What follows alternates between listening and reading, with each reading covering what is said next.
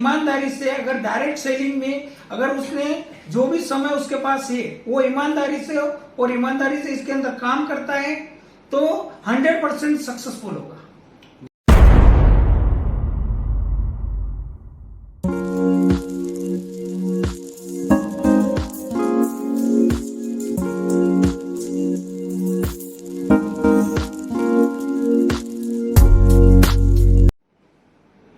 दोस्तों नमस्कार, मैं मनोज मिश्रा बनारस से आप सभी दोस्तों का इस यूट्यूब चैनल में फिर से स्वागत करता हूँ। दोस्तों जैसे आपको पता है कि नए डायरेक्ट सेलर को तलाश करते करते हम यूपी से चलते हुए एमपी के रतलाम जिला के जावरा तहसील में दोस्तों हम पहुँच गए हैं और यहाँ से एक बहुत धुरंधर लीडर जिनका नाम है प्रकाश पाटीदार, उनसे आज हम लोग रूबरू होंगे।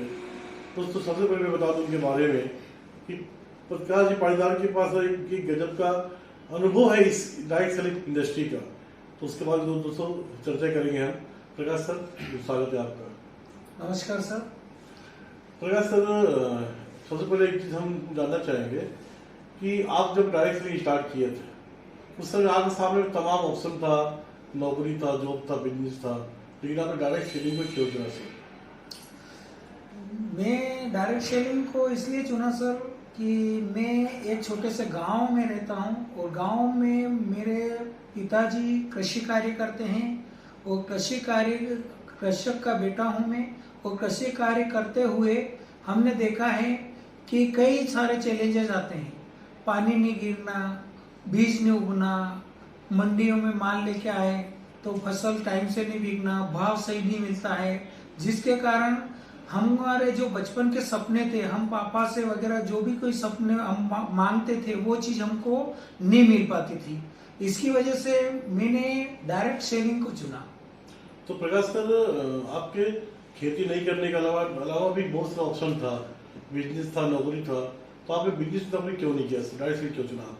नौकरी मैंने पापा के कहने से नौकरी में भी लगा। मैं कृषि पर अनाज मंडी में नौकरी करता हूं और नौकरी के साथ साथ में मेरा बचपन से सपना था कि मेरे को कुछ बड़ा करके दिखाना है और बड़ा करके दिखाने के लिए मेरे पास कोई ऑप्शन नहीं था, क्योंकि जॉब से वो सारी चीज पॉसिबल हो नहीं सकती है।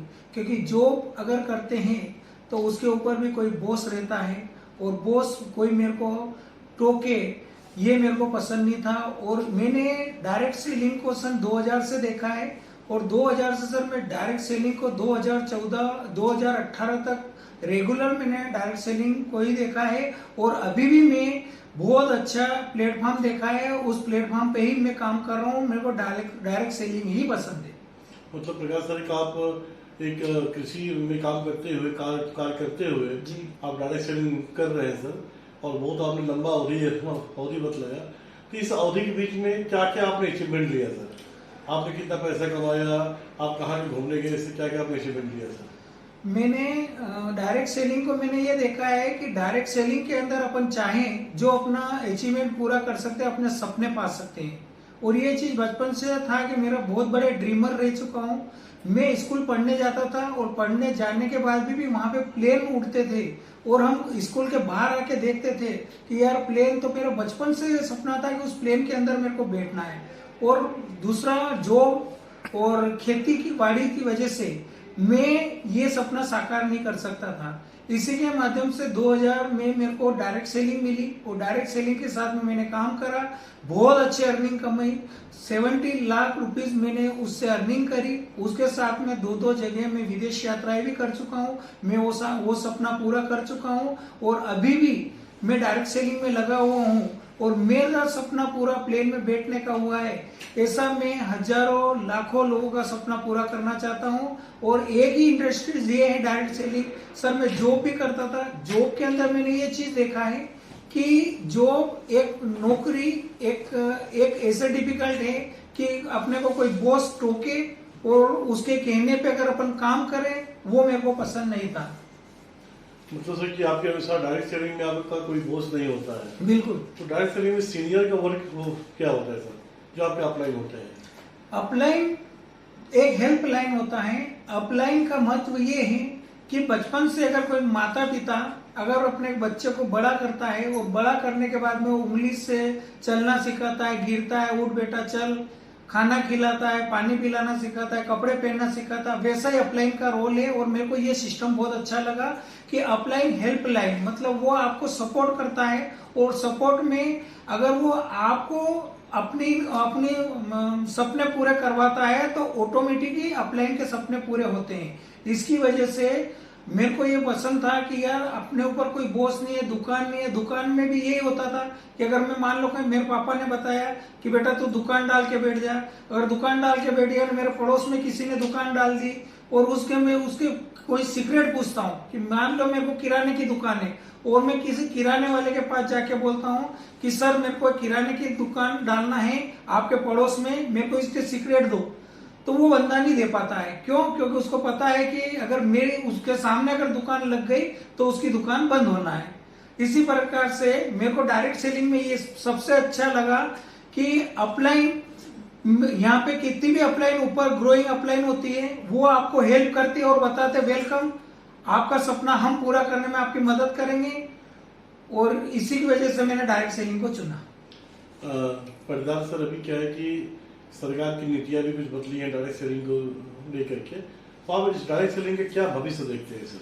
सर डायरेक्ट सेलिंग को मैंने भविष्य ये देखा है कि आने वाला समय है, क्योंकि अपन देखते हैं कि अपने इंडिया गवर्नमेंट में मोदी जी जो प्रधानमंत्री, उनका सपना है और यहाँ से स्वच्छ भारत स्वस्थ भारत अभियान चलाया है और उसके बाद में यहाँ पे लाखों करोड़ों अरबों लोगों को रोजगार देना, तो रोजगार नौकरी दे नहीं पाएगी और अदर कोई उद्योग वो खोल नहीं सकते हैं। उसके कारण उन्होंने डायरेक्ट सेलिंग को महत्व, आने वाला भविष्य डायरेक्ट सेलिंग ही है जो इंसान को आगे बढ़ा सकता है और आने वाला फ्यूचर यही है।